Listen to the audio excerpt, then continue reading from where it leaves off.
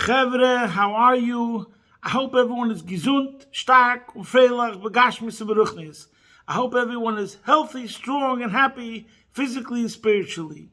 Today is Chov Dal Tevis, the Yom Elul Yortzeit of the Alter Rebbe, the first Chabad Rebbe. And I want to say in the merit of the Alter Rebbe, the schus from the Baal Yom Elul should be pale, Yeshua is bekerev ha'aretz, that any Jew that needs to be helped in any way whatsoever should be helped in the merit of the Alter Rebbe.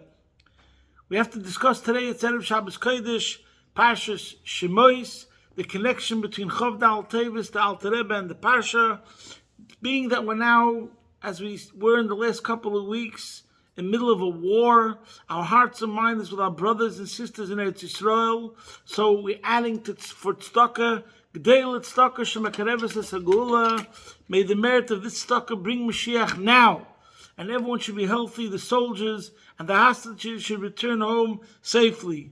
We're going to say a prayer now. We're in a situation of Eis Tzori Yaakov. Yamcha dinei b'im tzoro yisagev choshem Yaakov. May Hashem answer you on the day of distress.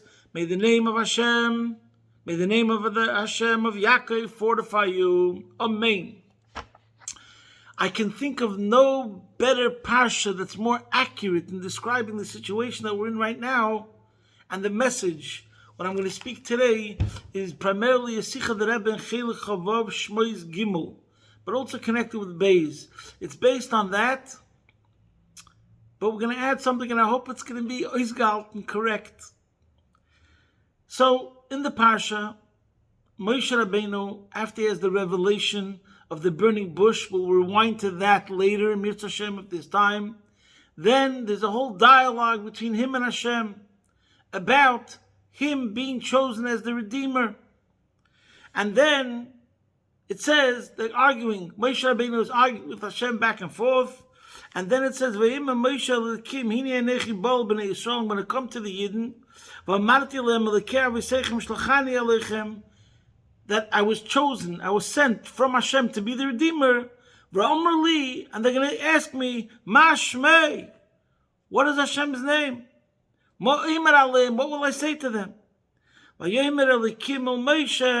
You should tell them, I shall be what I shall be.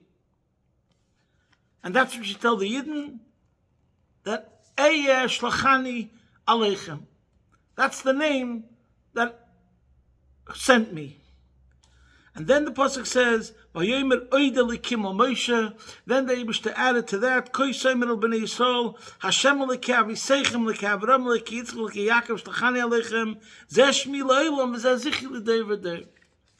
So the Rebbe asks over here, and this is taken from a very famous Farbrengen. I wasn't there, but people that were there say it was unforgettable. Shmois, Tovshin Mem Gimel. The Rebbe spoke this talk, and the Rebbe was sobbing, and the Rebbe put his head on the table. And this is when the Rebbe gave the explanation. First, the Rebbe asked a couple of questions. First of all, what does it mean over here that Moshe Rabbeinu is saying that they're going to ask, what's your name? It's not going to be important to them what's your name. If you're in prison and you're in torture and you're in hell, and then someone comes along and is ready to take you out of the dungeon, you're going to say, Ma Shmei, who sent you? What do you mean? As long as the wizard comes along and performs the magic, so to speak, that's what counts. You're alleviating the pain. So why would you think, why is this relevant over here all of a sudden that the Yidden are going to ask Ma Shmei? And what exactly is the response? Oh, now that we have the answer of this name, which maybe doesn't say anywhere else, now there was this question, I got this answer, even though Hashem has many other names, but over here there's a unique name that tells us some special message. What was the question? What's the answer? And then we have to also understand, what does the pasuk continue? What is the Eibush to continue over here? That this was still not enough, and therefore he has to add, the Eibush has to add, and then he actually adds Yud Kei Vav Kei, which is not Eker. And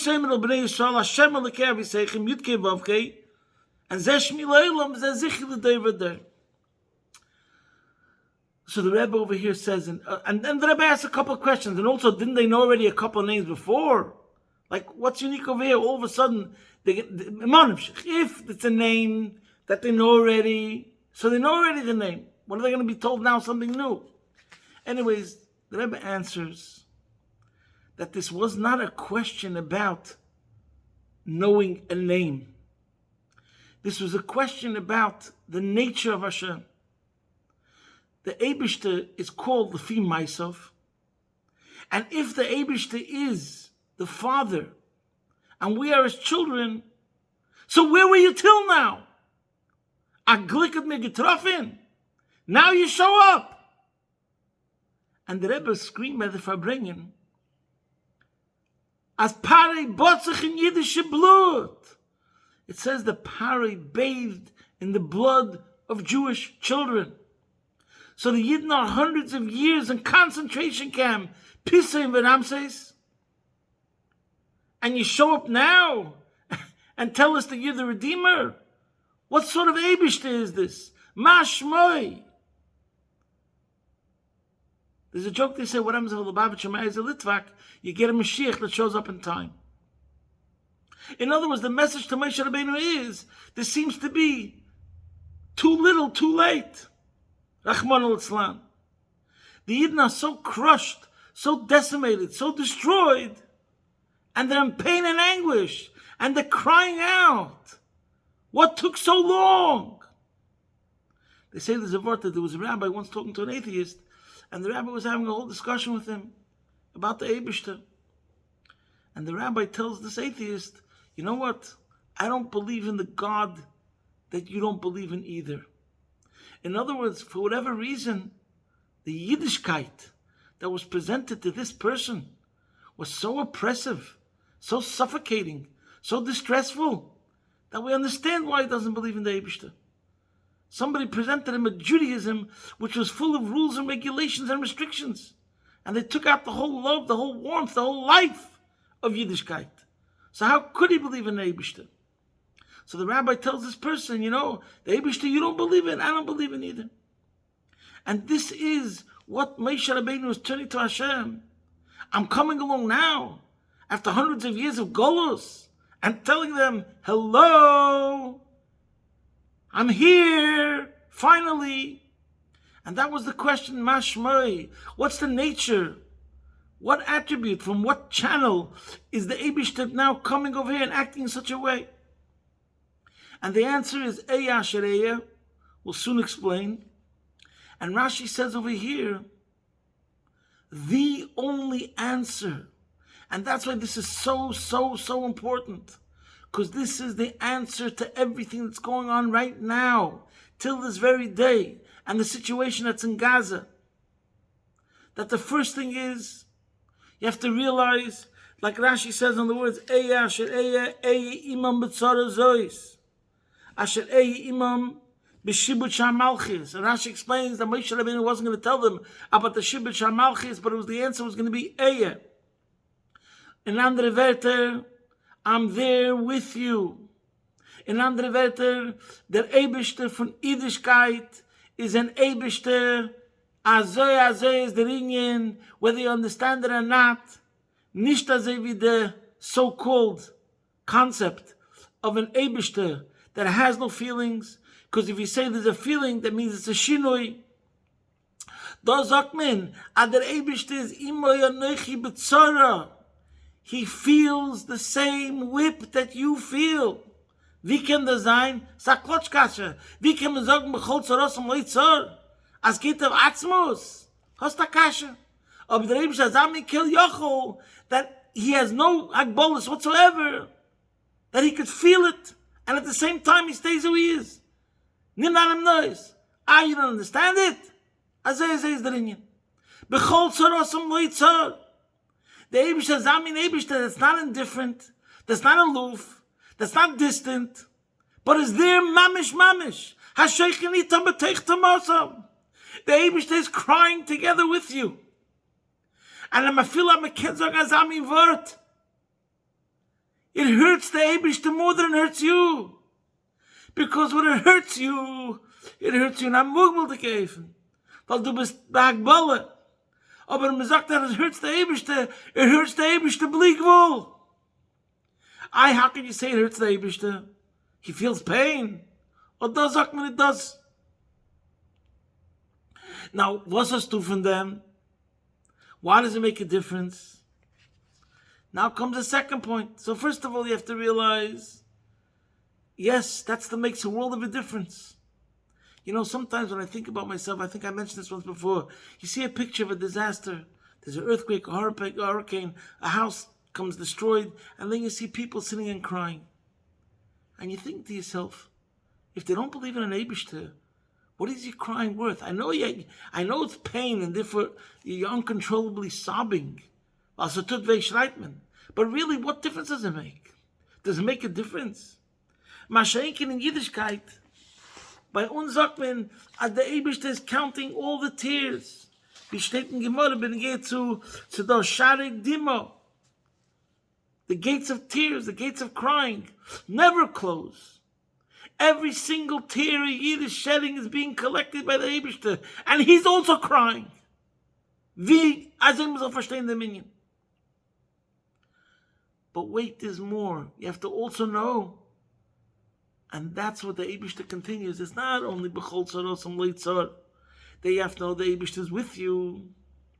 And therefore, man muss sagen that you understand that there's some plan over here, and the Eibishter feels the pain, aber was kann man tun? Aber was soll man tun wegen dem? How do we digest this?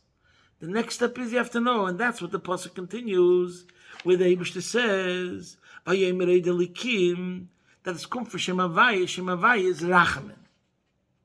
You should know, Kol Madav Rachman L'Tavo, that it's really Hashem's kindness. But the noch geht weiter the pasuk, Zeh Shmila Olam, v'Zeh Zichel David. And the Rebbe explains that Zeh Shmila Olam, like Rashi says, Chosavav Leimer Helimu Shalei Yikara Kichsovei. That the Eibishter made as Amin Meiser, that even though it's Rachamim, but it's not Begolui.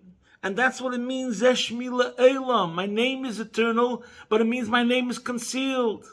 The fact that it's coming from Hashem's mercy is at present concealed. But Memela, what should I do about it? The answer is, cry out. And that's the next continuation of the pasuk. That means it's not pshat that we're saying it's concealed and access denied. No, we're saying that zichri limdu eich nikra, which means that right now, instead of saying Yud Kei Vav Kei, we say Adnai, but Adnai supplants Yud Kei Vav Kei, which means that through our saying Adnai, Nikra, we call out Havaya. Basically, Moshe Rabbeinu's answer to the Yidden is, number one, Hashem is with you.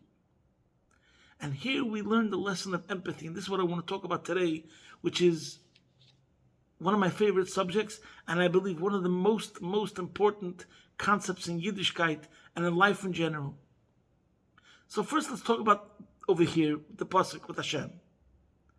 We see from Hashem, V'alachta b'drachav, that when somebody is suffering, when we're suffering, and imagine you had a parent, and you went to your parent and you told your parent you're suffering, your mother or your father. Could they always help you? Not necessarily. But if they give you a hug and they cry together with you, it helps you. You feel empowered. You feel you can continue. There's somebody who cares. It makes a difference to somebody. Together, Yachad, Ninatzeach, etc. So this is the message. We're dealing with Hashem, who is infinite, and He tells you, I am there with you. Not Stam, I'm there with you, and indifferent. I'm there with you, crying with you, feeling the pain. How can we explain it? And here we'll talk about Eka Asher Eka for 2 seconds. Based upon what I learned in Chassidus and other places, Yesh Leima. What's the meaning of Eka Asher Eka? In a way, all the other Shemos of the Hashem are Hashem as he lowers himself, as he is defined, as he's doing a certain action. So it's a limitation.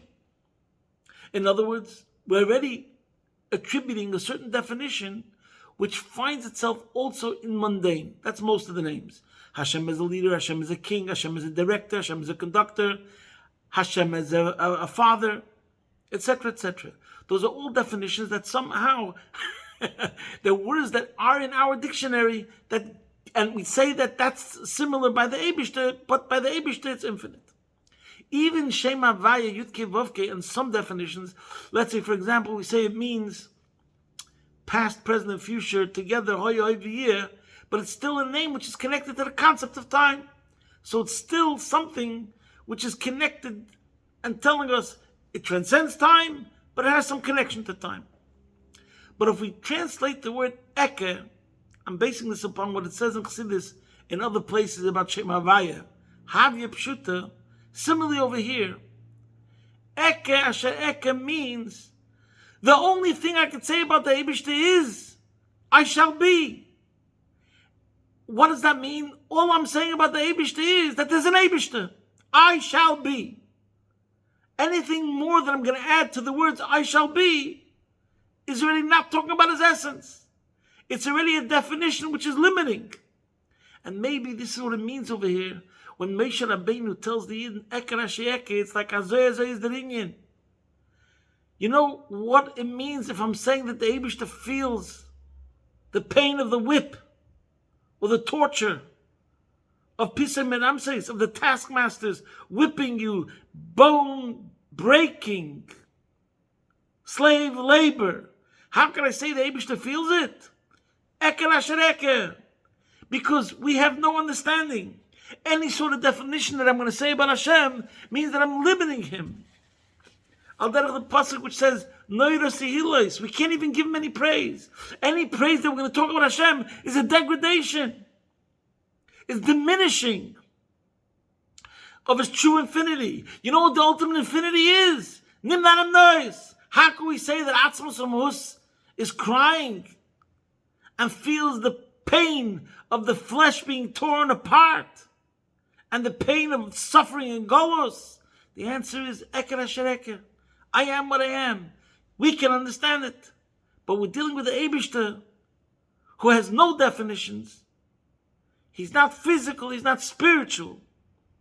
He is what he is, and that's all you could say. And being that he is what he is, he could feel the pain, and at the same time, he's not limited by that whatsoever.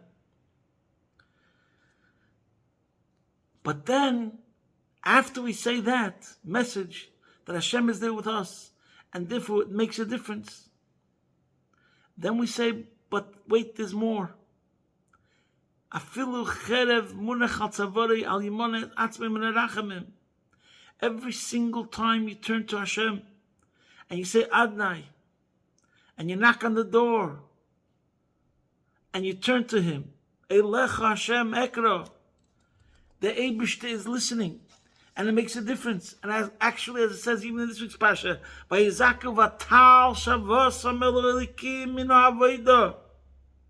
we were groaning from the bondage, and we cried out, and their cries rose up to Hashem.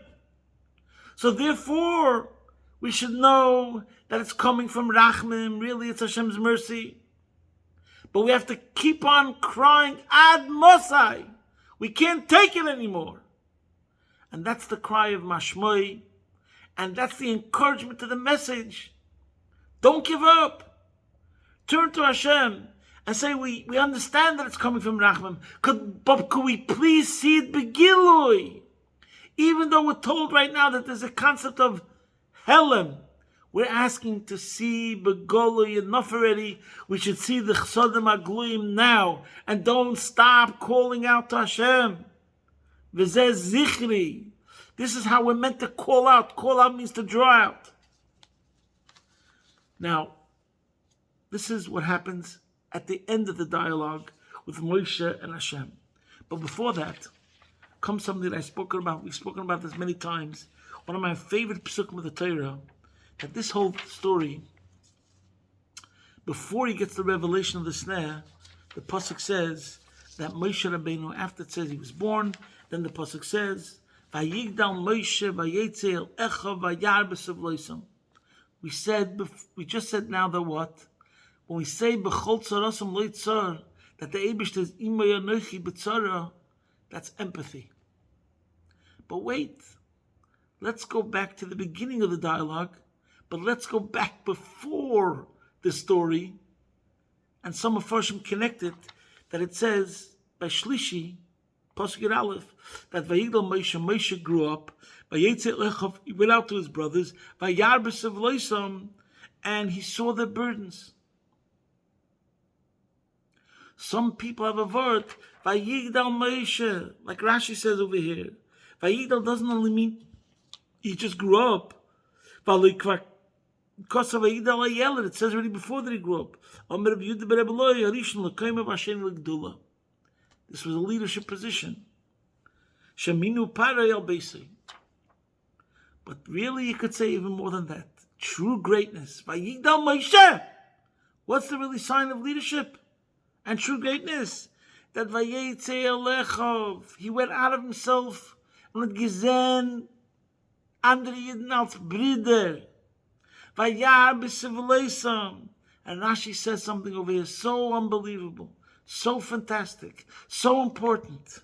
And this, with these words, we see exactly what empathy is. Nosan eino v'liboy liois meitzar aleim. From here we see that Moshe had to focus to feel the pain. He focused his eyes and heart to be distressed over them. There's a difference if we say sympathy or we say empathy. A person could be sympathetic to another person. You can even fake sympathy if you want. But empathy means it hits the spot. You identify. And it resonates to the point that you feel his distress. It's similar to what it says in Hayim Yom, that when you're talking to a person and it alleviates some of your worries, so the Tzemach Tzedek said, Yisechenu la'acherim, speak to others, means only begufe, only in body. But shemuchodim itay, hanu shemagishim esenyonei. The only way you could really help another person is if you identify with that person. You have to speak to a friend who is actually listening, but not only sympathetically, but with empathy. Only the person who's listening with empathy will that person really make a difference to your situation and bring you benefit. It's not enough that you just are able to release it. No! You have to tell it to somebody, they feel for you. And then it will bring benefit. So here we see empathy is not automatic. It takes time. You know, sometimes you hear about somebody else's situation. That's not going to be enough. You have to actually walk in the other person's shoes. And it takes time. In a way of das. And like the Alter Rebbe explains, das. Yitke machshavte bechoizik. Nosan eine v'liboy. My friends, this is not automatic. This is not just about being generous. This is not just about being kind. It means it's an actual exercise that takes time. Like we see from all the Rabbeim in the stories of Yechidus. Now not the time to get into it. It's already running late. And I want to bring out a point about the Alter Rebbe soon.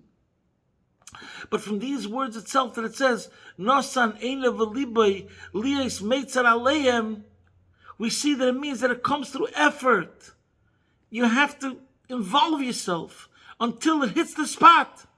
And then you experience empathy. And then, later on, after we see this that Moshe Rabbeinu was Vayarbes of Loisam, and you have to look up all the Medrashim over there, what it says, that he went to what the Pisa and Viram says, he felt the sting of the whip, and he actually carried some of the load of his brothers. He wanted to actually experience what they were experiencing. So here was the Prince of Egypt, and he could have lived a life of luxury, but he went out to go share, to feel, to experience their experiences. And then later on, in the Parsha, the V, where it starts talking about Moshe Rabbeinu, how he's going to be chosen. So firstly, he was a shepherd. We spoke about this already before. But then comes the story that he saw the revelation of the snare. And over there, Rashi also says that what's the idea of the snare?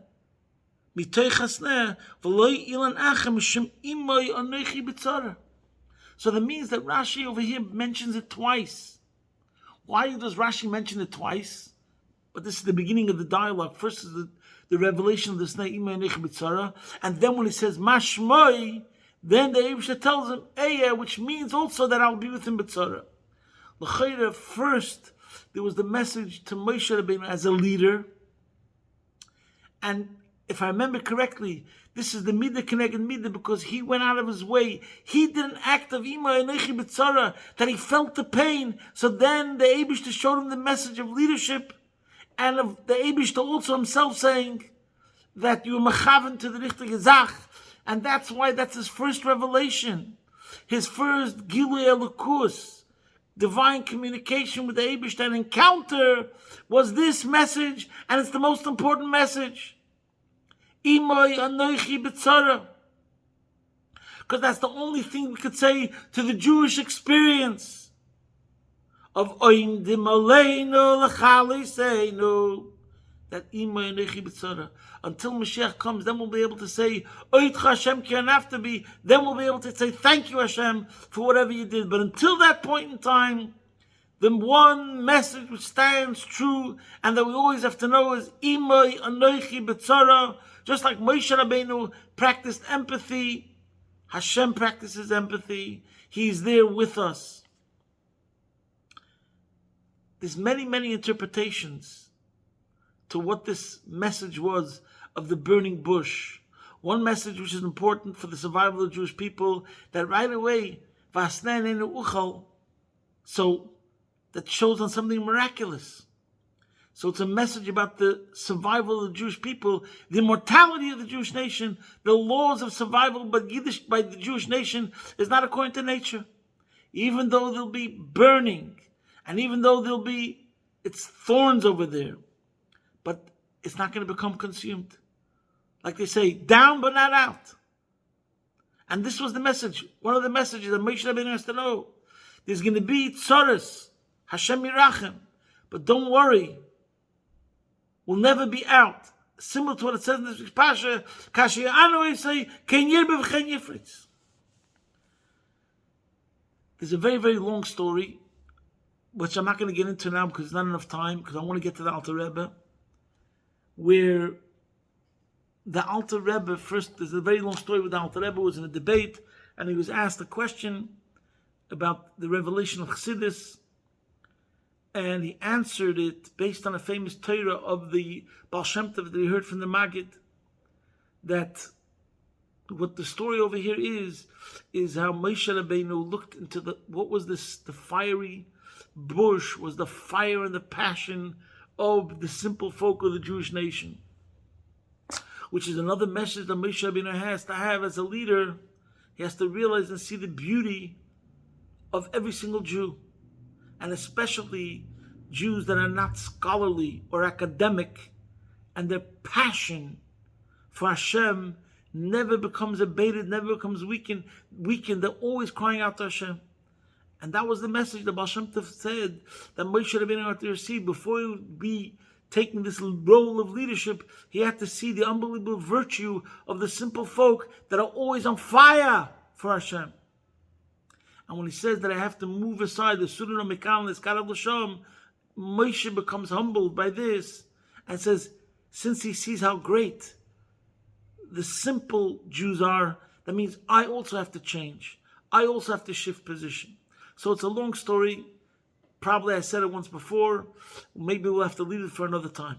In any case, we see in this week's parsha twice. So in the beginning, where there's the burning bush, and Moshe Rabbeinu is going to choose him as the Redeemer, Moshe Rabbeinu. So Rashi says, what does it mean, a burning bush? But then later, when Moshe tells Hashem Mashmoi, what should I tell the Yidden? So first it seems it was a message on a personal level. Moshe Rabbeinu's first revelation of divinity is this message that you always have to be with the people and have empathy. But then Hashem repeats it, which that is the message you have to give to Klal Yisrael. The whole Klal Yisrael is to always remember, I am with you, no matter what. Golul le'edim shchini moem. Shchinta begalusa. Hashem feels the pain, as we spoke before at length. And now I just want to go to the Alter Rebbe. Really, this itself, what I'm going to say now, is another talk for itself. This Hayom Yom, with the Hayom Yom says that this is the greatest Getliche Ef Ufte from the Alter Rebbe. This is the great accomplishment of the Alter Rebbe, that Chassidus Chabad, the Alter Rebbe accomplished, that the teacher is not alone and the student is not alone. And over here, it's a klotz kasha. What do you mean?